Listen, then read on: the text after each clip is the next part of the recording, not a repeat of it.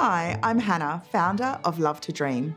In this episode, our wonderful midwife extraordinaire, Edwina, is going to run through some of the things that can happen in the first few weeks with a newborn and tips on how you can manage these. For many parents, the first 4 to 6 weeks after birth can be relatively calm.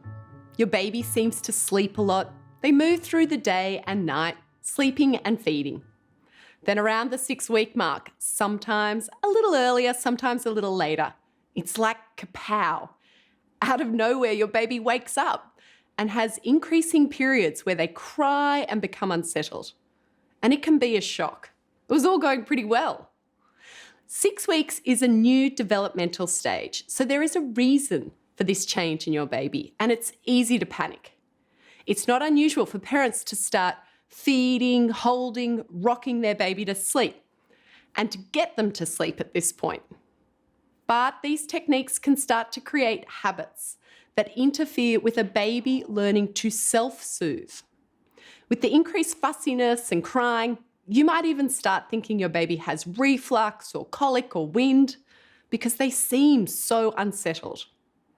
In some instances, they might, but in most cases, it's more likely that your baby just isn't getting enough sleep. When babies aren't sleeping enough, you start to see all those sort of fun things like frequent crying and irritability. Your baby can't fall asleep easily. Sleep cycles often become really short. They might draw up their legs up to their chest when they cry.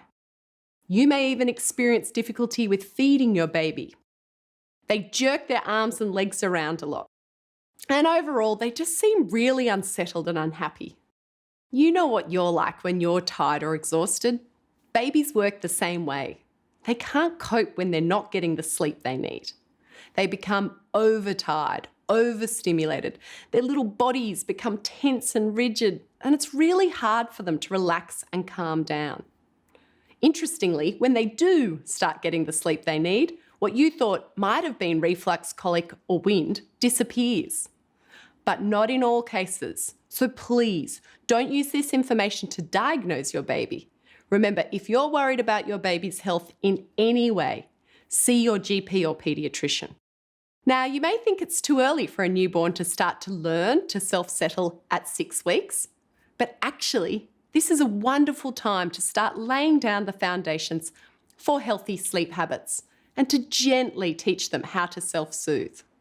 Self-soothing means your baby can settle to sleep on their own without your help. Babies who can self-soothe sleep for longer periods and have longer total sleep times at night. Babies are designed to sleep. They thrive on sleep. But knowing how to settle and go to sleep doesn't come naturally to a baby. It's a learned skill. We need to gently teach bub.